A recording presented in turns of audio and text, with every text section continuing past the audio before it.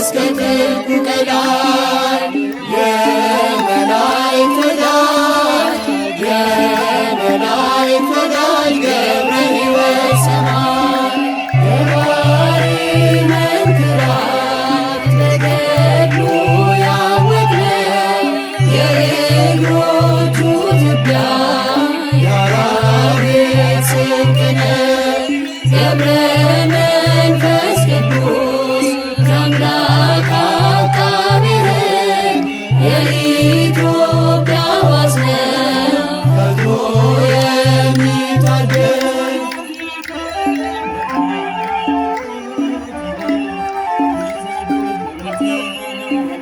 መብረቅ መብረቅ ሰረገላ መብረቅ የቃል ኪዳኑ ወንዝ ሊጠጣ የማይደርቅ